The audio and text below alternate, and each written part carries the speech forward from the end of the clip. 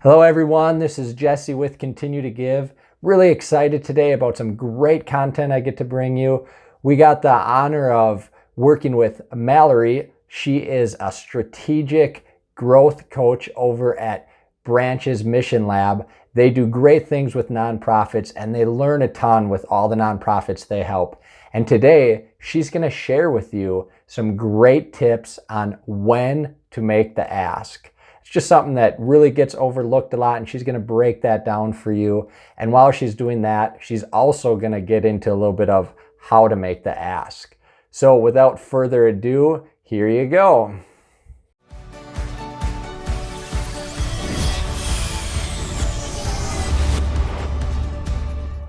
Awesome. Okay. Well, thank you guys for just helping me know who I'm talking to. So I'm going to go ahead and start sharing the slides. And so today's webinar is on the formula for an irresistible invitation to drive more donations. So all of that nicely said is when to make the ask and a little bit of how to make the ask too. So before I get into all of that, I do have something serious to tell you, but I do want to kind of tell you a little bit more about me before I spill my guts to you. So I am a growth strategist, a nonprofit growth strategist. I'm a nonprofit and ministry lover. I love nonprofits and ministries and all the people that work in and with those organizations. I am a wife and I am a dog mom, and I'll show you a picture or two of my family in just a second.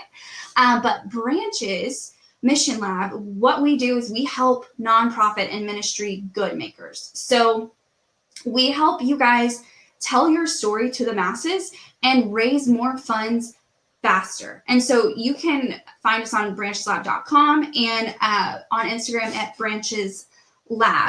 And so, like I said, I'm a dog mom and a wife. So there is my cute little Oliver. We actually just found out he's a mini Great Dane, which is so like the weirdest thing I've ever heard.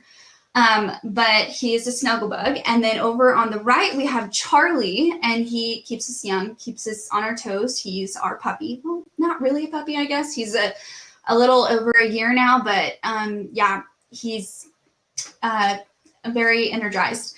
And then that is my husband in the middle. And I show you a picture of our wedding because we're 10 days away from our 1-year anniversary. We got married right on the cusp of COVID and had one of the very first COVID weddings. So yeah, so I just wanted to show you a little bit about me. And so now my little confession to you is I have been in your shoes, and I know what it feels like to be turning your wheels and feeling like you're going nowhere when you're making the ask, or when you're prepping to make the ask. When's the right time to make the ask? Asking yourself all of these questions. I get it. I do. I've been in those rooms. I've actually literally have gone through old organization yearbooks, which is what we call them at the organization I work for, to find potential donors. Like that's how like scrappy I got. So I definitely understand where you are coming from and how you must feel right now. So I do want to ask though, this is a question I always ask in my webinars or in Branch's webinars. On a scale of 1 to 10, how passionate are you about your cause and mission? And you can just drop it in the chat.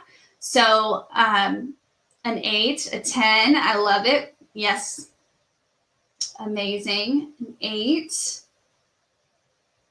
nice. Yeah, so usually we see pretty high numbers on this because nonprofit and ministry leaders are incredibly passionate about what they do and the people that you serve. So, okay, so my second question for you is, on a scale from 1 to 10, How confident are you in making the ask? And you can also drop that in the chat. I'm seeing a 2, a 7, a 5. Yeah, so we definitely see lower numbers on this question. And I want to encourage you and to validate you, because I've, like I said, I've been in your shoes, and this is tough because you're putting yourself out there for your cause and for your mission. And so you're doing really good and hard work. And I just want to say thank you for doing this good and hard work, because somebody has to do it, and you're doing it. So thank you. So I understand that making the ask, it's an intricate dance. You're asking yourself, do they even care? Am I going to offend them by asking? And is it even the right time? And let me quickly answer two of these questions. So yes, they care. They care a lot. And nope, you are not going to offend them. Not at all. Not even for a second are you going to offend them. And on the timing, hold tight. I'll get to that in a second. And so, do you want to know why they care and why you're not going to offend them? It's because they are on that third phone call with you. They are in that long responsive email chain where you're getting quick responses from them. You're getting questions. They're interested. Or they are sitting in that coffee shop with you or on that Zoom meeting with you. Hopefully here soon we can all be back in those coffee shops. Just hang tight. But they're involved. They want to know more. They're intrigued. You're doing your job. You're doing your job correctly. So, but let me back up for a second. Who's they? Who's they that I'm referring to? You know, they're in that long responsive email chain. They're on that third phone call. We call them, your donors, your potential donors, your A team. It's a compiled list of people who will most likely say yes first and build your momentum quickly. It's kind of like a confidence boost. And so this list is so important to the future of your organization, because it's how you get those quick yeses. It's a compiled list of, I don't know, your board members, of your board members' network, of your network. So there's a lot more to it, and you can download our free A-Team spreadsheet at brancheslab.com/CTG, and you'll also get a couple of other resources as well. So you'll get an audience avatar worksheet or exercise that you can take back and work with your team or with a spouse. And you can, if you're a one-person team or a friend, and you can work through your audience avatar. It's honestly so fun.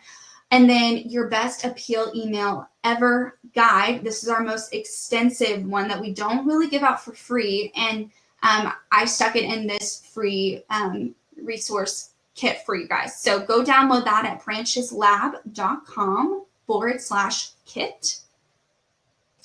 And then, sorry, I know something I do not disturb on before this. So let me do that really quick. So remember when I said hold tight about timing? So let's talk about it. It is everything, you guys. It is everything with making your ask irresistible. And so what even makes your ask irresistible? What makes my ask irresistible, you might be asking yourself? Well, if you are a note taker, now is a great time to pull out a piece of paper and a pen. And if you're not a note taker, go ahead and pull out a piece of paper and a pen, because you're going to want to take some notes. So now we're going to get into the meat. So this is the irresistible invitation formula. And so there's 4 parts to this formula. And there's not a specific order that these go in there. It's kind of like spaghetti. Everything's touching everything. It all works together kind of simultaneously at the same time. And so I do have them in an order, but it's not a super specific order. Sometimes they happen out of order. So just prefacing that a little bit. So let's get into that first one. So a deep knowledge of your audience, a deep knowledge of your donor, of your potential donor, of that person that you want to go talk with. So you're competing in a loud and distracted world. And in order to stand out and earn engagement, you have to know the heart of your audience. So I'm just curious, how many advertisements a day do you think people see? I want you to drop it in the chat. How many a day do you think people see?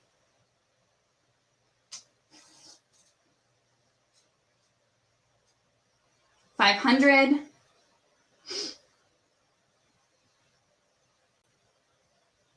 Okay, I'm about to shock you all.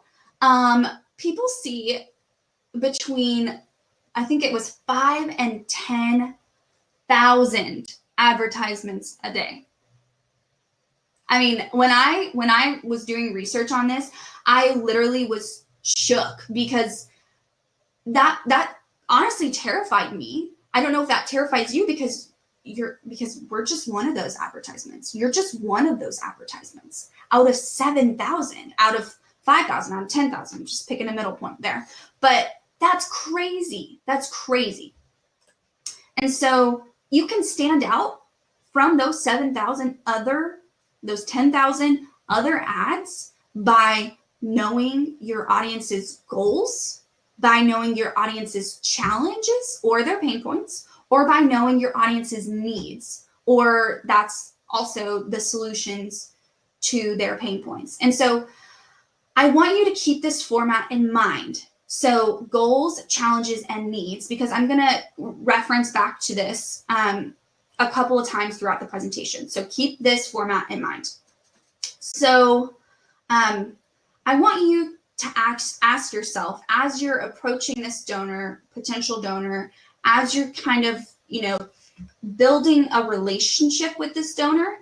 And I will say that relationships are above everything else. Relationships are above the money because it's the people that have the money. And if you put relationships first, the money will follow. So relationships are so important in donor development. And so I want you to ask yourself these questions. What gets your potential donor fired up? What gets your donor, your current donor, fired up? Because they matter too. What keeps them up at night? Like, what bothers them so bad that they wake up at 3 a.m. like in sweat because they're freaking out? Like, what keeps them up at night? And then what motivates them? Is that getting recognition after donating? Is that the stories that they get to tell? Is that the community that they get through giving? Figuring that out is so important. And that all is in this relationship phase of getting to know your donor. Okay, so here are 5 questions for your potential donors that you can ask them in that first meeting. So 1, why did you originally decide to get involved? Or why did you originally decide to meet with me today? What led you to give your most recent gift, if they have given before? Could you see your family getting involved? And this speaks super highly to their wants, to their pain point, to their needs. This speaks really heavily to that, because that could be the solution. What about our organization is most interesting to you? I know this kind of sounds, when I first kind of was thinking through this, I was like, I don't know if I really want to put that on here, because to me that seems a little bit like, we're trying to get to know them, not trying to figure out what's best for us. But this actually shows like a really big insight to why they want to get involved, because they could have this super impactful story. Like if you work for an organization that has, that's a domestic violence shelter, maybe they have a family member that has been affected by domestic violence, or they've been affected by domestic violence. You just never know. And giving them the opportunity to share their story is super important when getting to know them. And then the last question is, would you like to know how to get involved in our next big project? So I want to give you a second to write these down. And also Hunter is going to be sending out a replay link. So if you do happen to miss something or don't have enough time to write it down, he's going to be sending out a replay so you can go back and look through this. Okay, so that concludes the deep knowledge of your donor or of your audience. So a solution to their pain point is next. So what's that puzzle piece? So how does your organization make your potential donor's life better, more fulfilling, or significant? You've got to be asking yourself these questions. And so remember how I mentioned the format of the goal, the challenge, the need. So we're gonna talk through that, and we're gonna call this person Becky. I used to work for Becky at the organization I used to work at. She's great, so I'm gonna use Becky. And so Becky has a goal, and her goal is to pass down a legacy of significance to her children and grandchildren. And you found that out because you did all of that research, and you got that deep knowledge of who she is and why she wants to give. And you're standing out from those 7,000 other advertisements a day. Her challenge is she's busy and overwhelmed with giving options because she sees 7,000 ads a day, so she's overwhelmed. And her need, she wants a giving opportunity that involves her children in a unique way. So it's as simple as that, but you don't know any of that until you do that deep knowledge. So now we're going to talk about making a personal offer. But I do want to say something, and that is, if nobody in your organization is having that one-on-one conversation with donors, it needs to start happening immediately.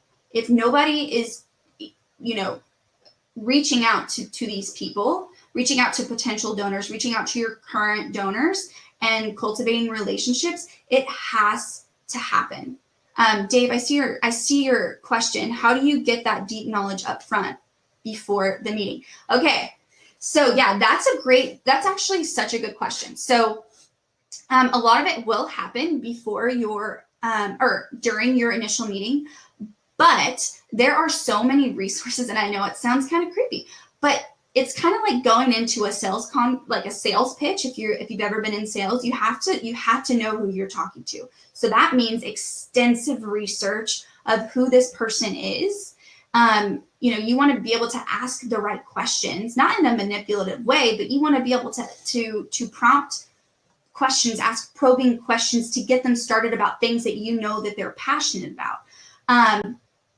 I honestly felt like an investigator when I was at my old job, because I looked through old yearbooks, and I found, based off of their names, and their names changed because they were women and they got married, and I mean there are ways to find information, especially in today's age with the internet. But yeah, so I would do research on just Googling and asking your friends and asking your network, people that they might know, looking at, I mean, I know it's going to sound weird, but Facebook, honestly, like Facebook tells a lot about somebody and things that they care about. They usually post things that they want people to see. And so I would maybe start there. So moving on. So making a personal offer, this is super important. So big significant gifts rarely happen from a mass email. It's rare, but but it's possible, but it probably won't happen. So that is why it is so important for somebody in your organization, like maybe a leader, to be talking and be cultivating these relationships with these people, because it's not going to happen from you emailing people. It's going to happen from a face-to-face conversation. Okay, so this personal offer, so remember the goal, the challenge, and the need. We're still using Becky as an example. Her goal was to pass down a legacy of significance. Her challenge is she's busy and overwhelmed. And her need is a giving opportunity that involves her children in a unique way. So understanding their need is where you craft the personal offer from. So, a giving opportunity that involves her children in a unique way. I've had a question like, what do you mean? What do you mean by that? Like, how do I do that? Well, it depends on your organization. If you're an animal shelter, maybe that looks like a full day of volunteering for that family. Like, you create an entire day for them to experience what your volunteers experience, to get in there with the animals and help out. Or if you are a ministry, you got to get creative, because it's a personal offer. You could probably hear my dogs in the back. I'm really sorry if you can hear them. They're upset because I'm not talking to them. I'm talking to you. So please ignore their whines. But yeah, so you have to get creative with making a personal offer, because you want to stand out from all of those people that are from nonprofit A, B, and C that are also asking for money from this donor. So let's take a deep breath. And if you're doing other things, come back to me, because this is super important. Okay, so now that you're back, if you went away for a second, the right place, right time. And remember how I said timing is everything with making your ask irresistible? It's super, super true. So I have a question for you all. Do you feel like timing is where you struggle the most? And I want you to put your questions in the chat box.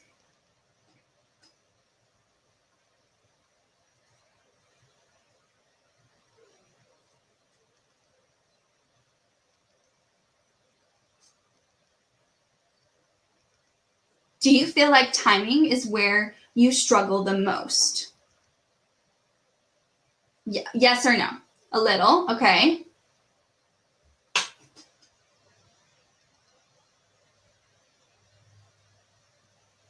I'll wait. Come back to me. If you've left, come back to me.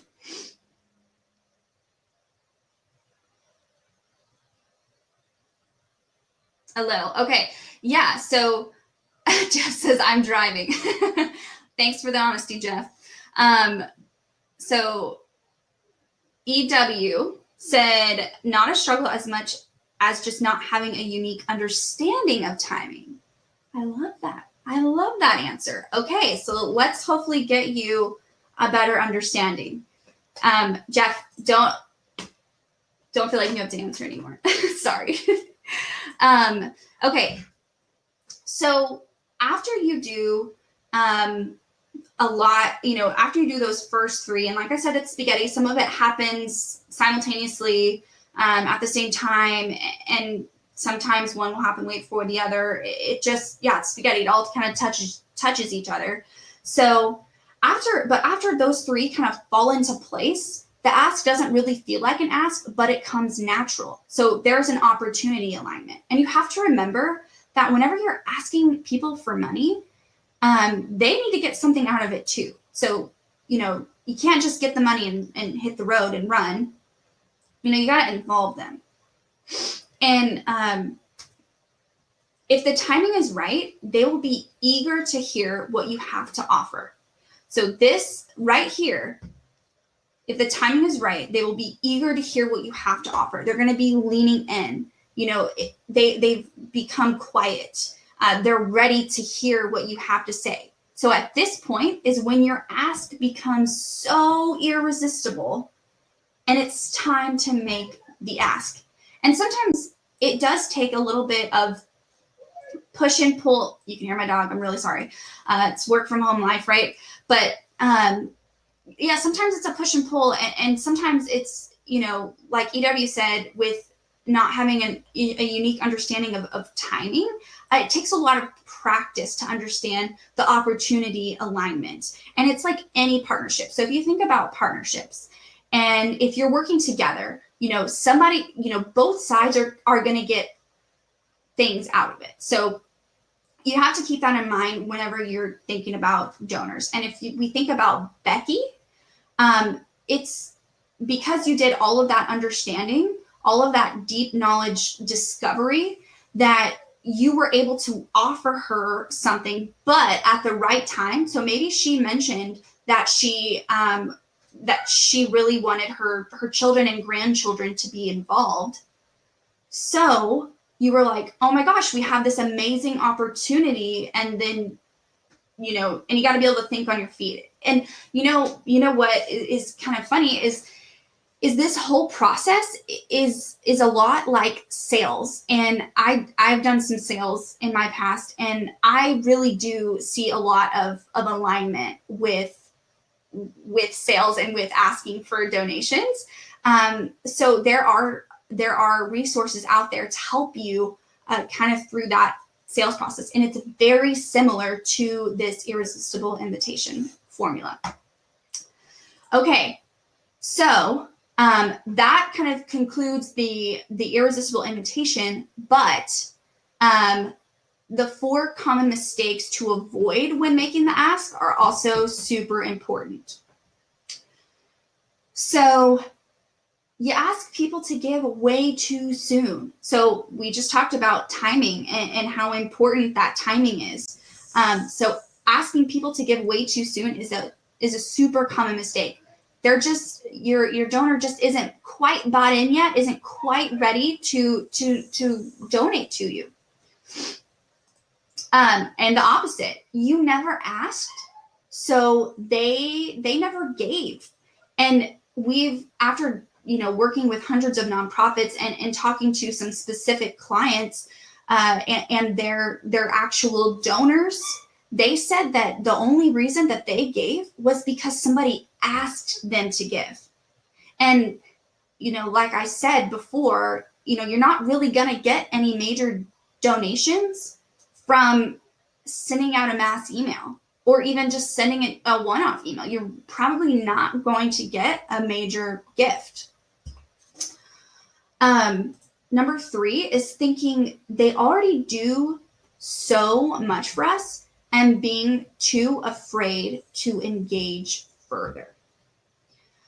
And I just want to help you understand that if somebody is involved in your organization in any way, they probably want to be more involved, but they don't want to get in your way. So you have to ask them to get more involved. You have to have specific ways for them to get involved. So just being like, we want you to be more involved. That's not going to cut it. You need to be very specific in ways that you want them involved. So if that is a current donor who is donating like $50 a month, and it maybe occasionally does a couple of volunteer events or something. Maybe it's inviting this donor out to lunch and asking this donor, how do you further want to get involved? We would love to have you involved. So if you're stuck, like not knowing what to do, like I have no specifics, ask.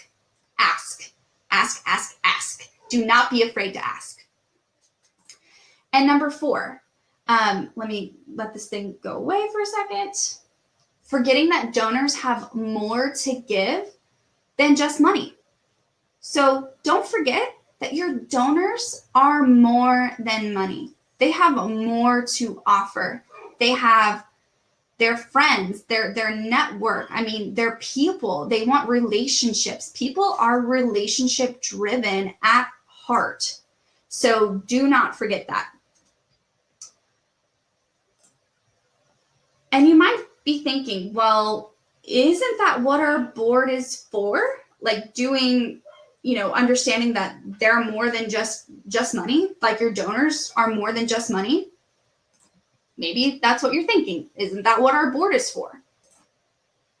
So I want to ask you, on a scale of 1 to 10, how engaged do you think your board is? And that's fundraising, involvement, and clarity on their role. Or are they just, they have none of that?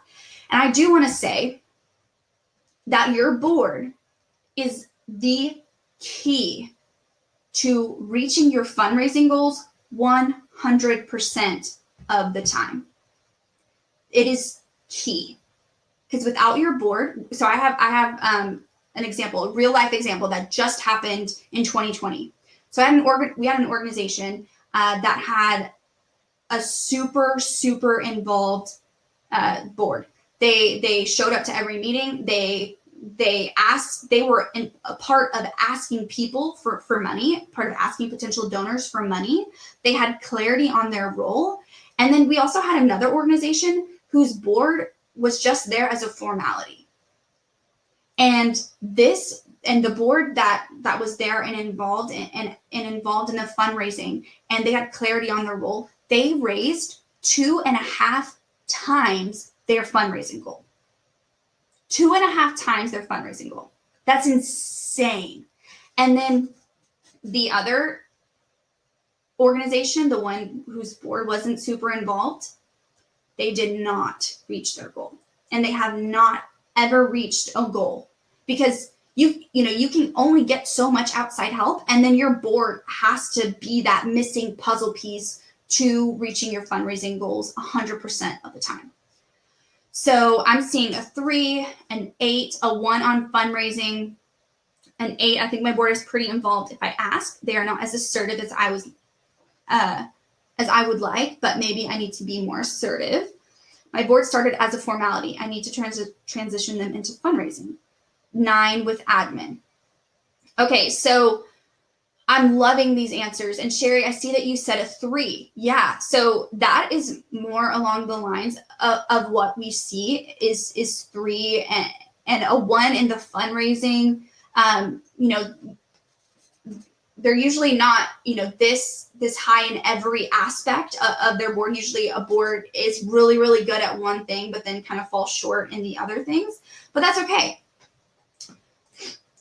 So maybe you're kind of thinking through, as I'm asking you how engaged your board is, well, some of our biggest donors are already on our board, but how do I engage our board members further? They're not really super involved anyways. Like Ernest said, being more assertive, asking, and just outright being like, our board just isn't engaged.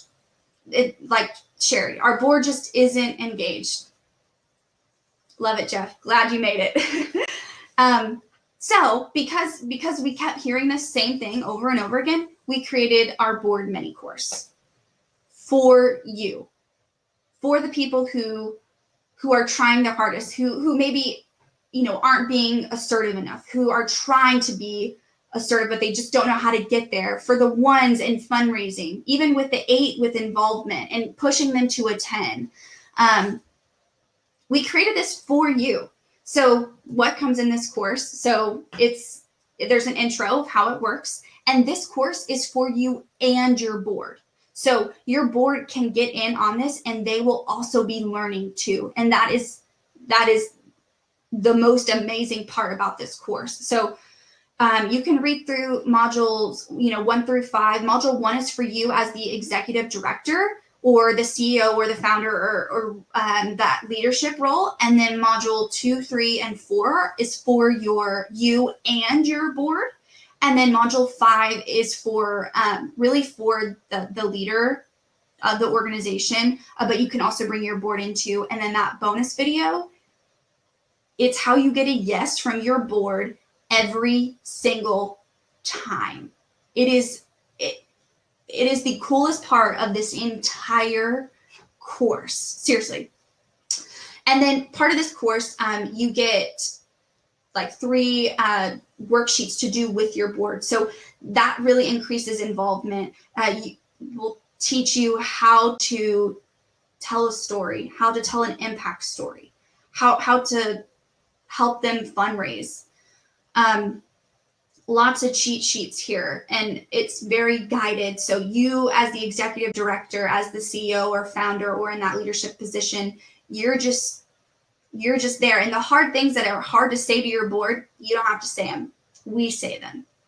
So it's a win-win.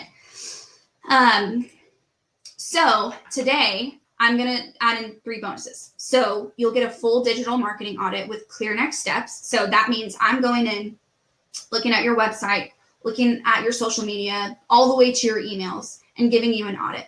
So, giving you clear next steps, telling you where I think things could maybe improve. Like, this is what I do for a living. I help nonprofits grow. I'm a nonprofit growth strategist.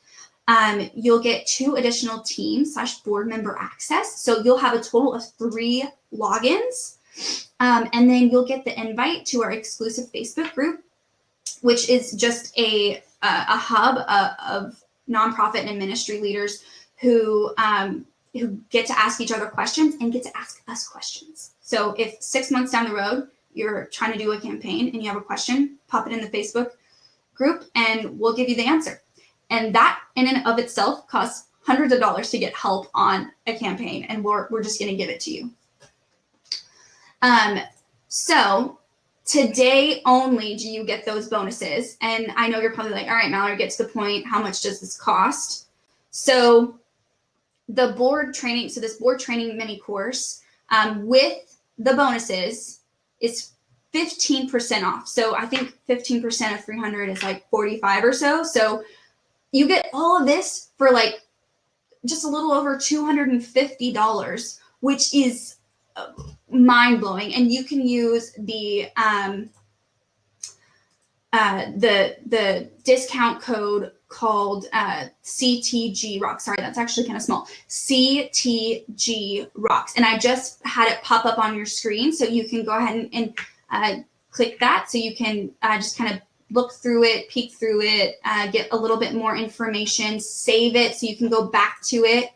And then, so also I'm extending this discount until Friday, but today only do you get the 3 bonuses.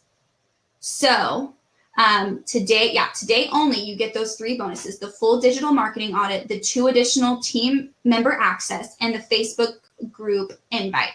So, and then until Friday, you can get that the board engagement mini course for 15% off. So, don't forget to, there's this link at the bottom right of your screen. It says board engagement mini course. And if you click on it, you can click enroll now, which will just take you to a web page, and you can just kind of look through it. And in just a second, we're going to do a Q&A. So all the questions that you didn't get answered, stick around, because I'm going to be answering them. Hunter will be answering them too, and we'll kind of tandem style the questions. Rapid fire answer. And so stick around. So I'm going to hand it back off to Hunter really quick. And while he's chatting, be sure to be typing in your questions in the chat box. So, well, Mallory, thank you. That was awesome, and I took a bunch of notes.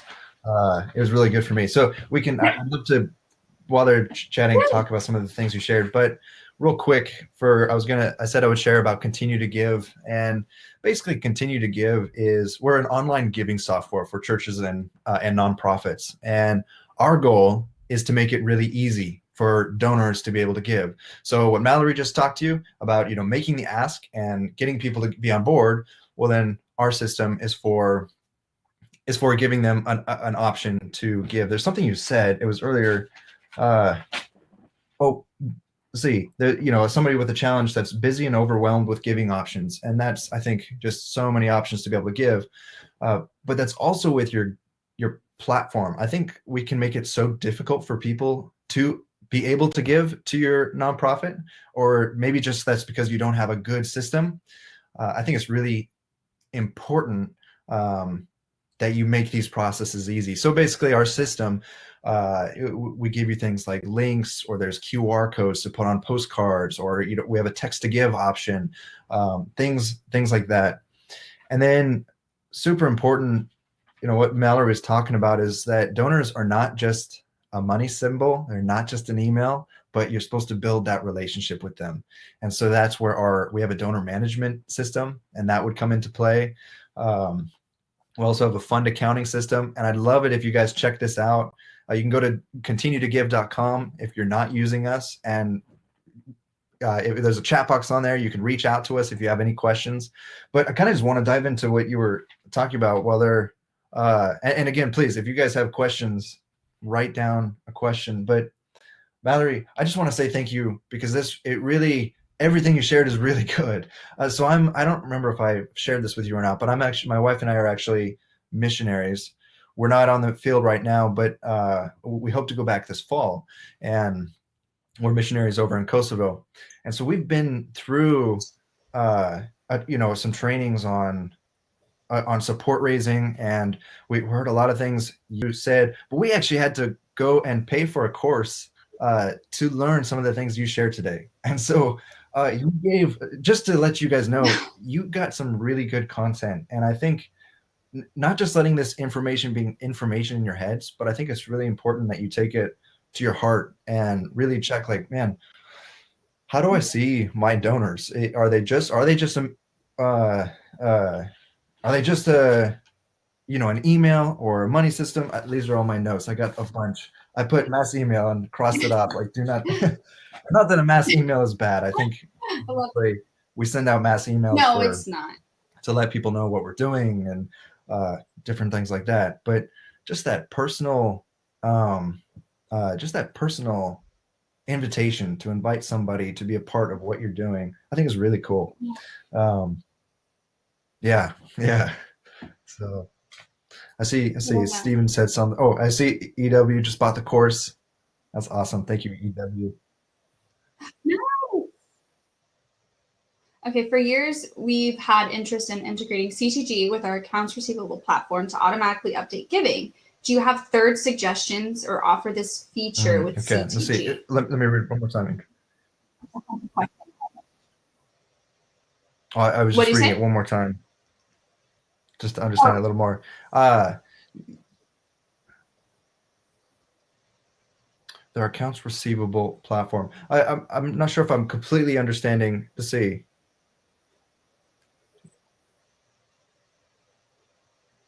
I believe so. So we have are you asking, we do have a fund accounting system. And so that would be a lot like QuickBooks, very similar to QuickBooks. Is that kind of, and so there's bank integration, and would that be kind of what you're asking?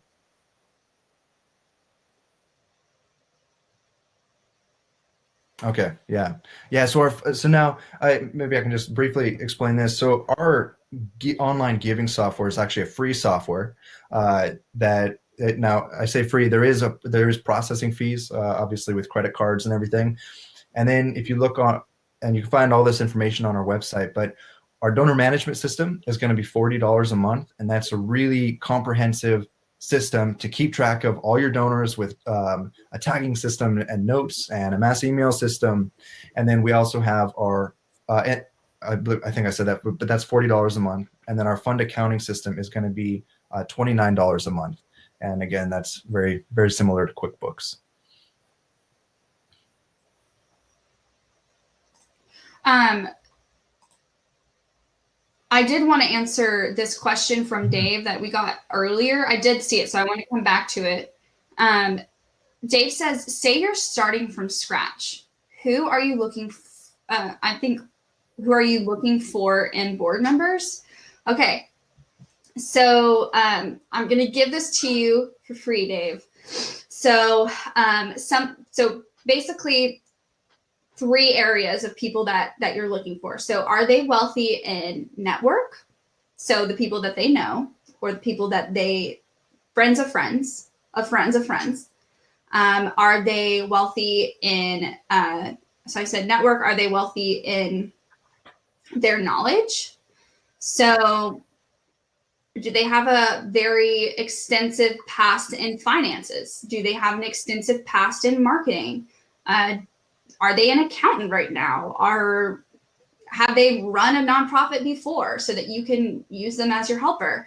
And obvious, the last one is, are they wealthy in wealth and money? So you really want to think through those three main categories of your board, of potential board members. And,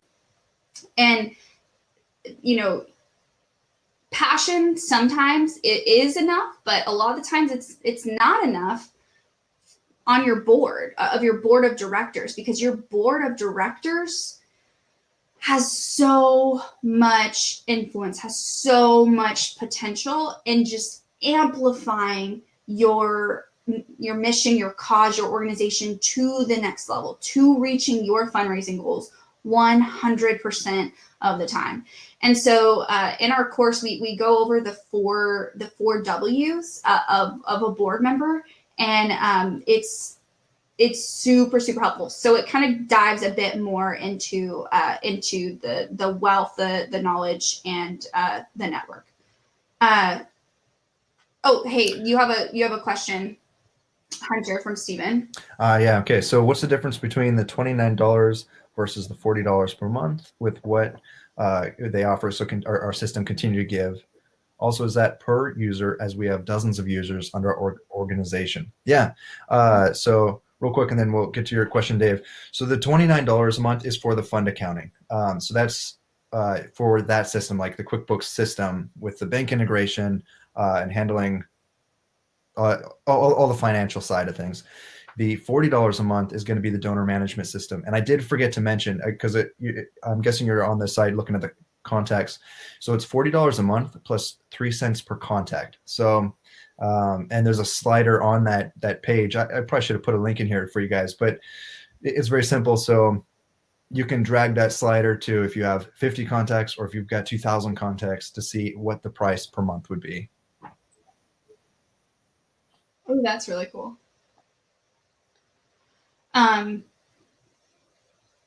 Okay. Yeah, go for it. Can I answer Dave's question? Okay. So Dave asked, can you explain the wealthy and network category? Yes. So the wealthy in network. So that's who do they know? So I'm in Northwest Arkansas. So what comes to my head is if I were starting a nonprofit, I want a Walmart executive on my board, because they know so many people who have a lot of money, or a Tyson executive, or my husband is in finance, so I probably want somebody like him on my board that knows how to keep an account. I don't even know what it's called, how to keep a book like of money. Like, I don't know anything about that. So you want somebody that can do that for you. Somebody with a marketing background. Network, not knowledge, network. But yeah, so just people that they know, that they know. So that's super, super important to keep in mind as you're looking for board members, is their network. So who do they know? Who are their parents? Who are their, it's kind of creepy, but it's true. Maybe I can. Good. Glad. Sorry, I got to the knowledge part, but they're all twisted and all combined together. So jump in there really quick and answer Steven's question. So the $40 for per user, it's not per user. So you would sign up your organization to use Continue to Give, and then you can add admins under that to be able to. So if you're a church or a nonprofit and you have board members or something, and you want them to have admin access to all your fundraising and your donor management, you can add admin access for these guys. And so that's just $40 a month for your organization, and then you can add as many admins as you'd like. And again, and that's not for the donors. The 3 cents per donor, that is just included in the monthly price for your organization.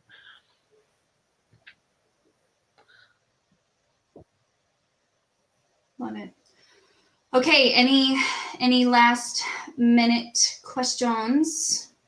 And also, I do want to say that if you do have any questions, you can drop your, I think my email is down there, but there's something covering it right now for me. But yeah, okay, hi@brancheslab.com. If you have a question, I'd love to answer it for you if you didn't have an opportunity to ask it here. And then Hunter, what's your email that people can contact you? Type it in right here.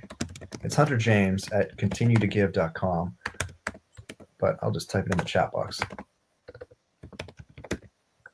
Perfect. Yeah, so please, if you guys have any other questions regarding our system, or you want to do a demo of the system and just see what it can do and what it can't do, then please reach out through email and we can set something up.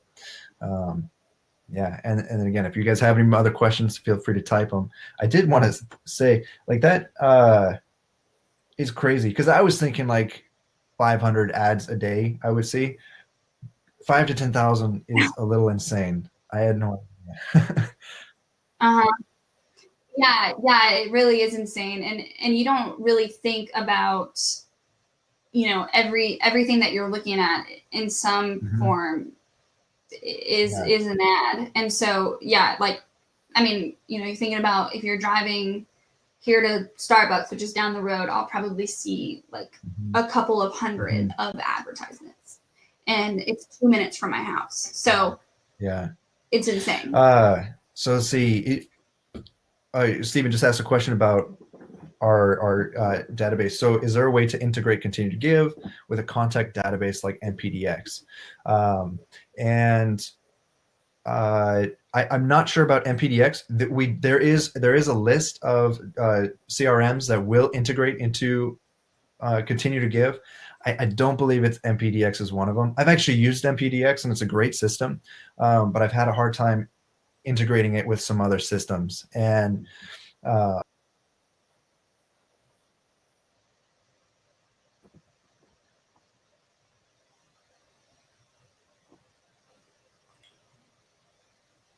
okay. Oh, it looks like EW has used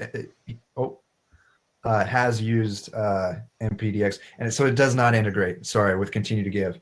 There are some like Aplos is one of them that integrates, but kind of the best if you have the donors and the finances coming in, the donations coming in. I think the best is the system, that the donor management system that Continue to Give has created. Now there is a way to you'll be able to import all those contacts. So you could export from NPDX and then import to our donor management system. Yeah. I hope that answers your question.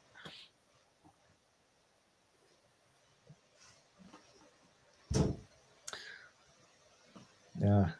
Okay. I'm not seeing any more questions come through, but yeah, feel free to email either one of us with questions, and we'd be super happy to answer them. But thank you so much, Hunter, for having me on. Absolutely. And this was so Mallory, fun. I really, really appreciate it. And again, you shared some really valuable information just that was on your heart, and I really appreciate that. Again, I would really encourage you guys, if you haven't, click that enroll now button and at least go check that out, because Branches Lab does what they do is really great. And so I just encourage you to check that out.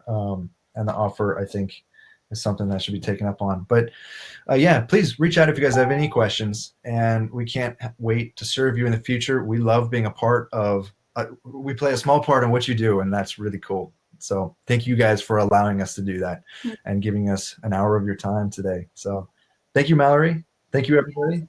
I think if that's it, I'm going to go ahead and end this then. So, all right. God bless everybody. Thank you very much.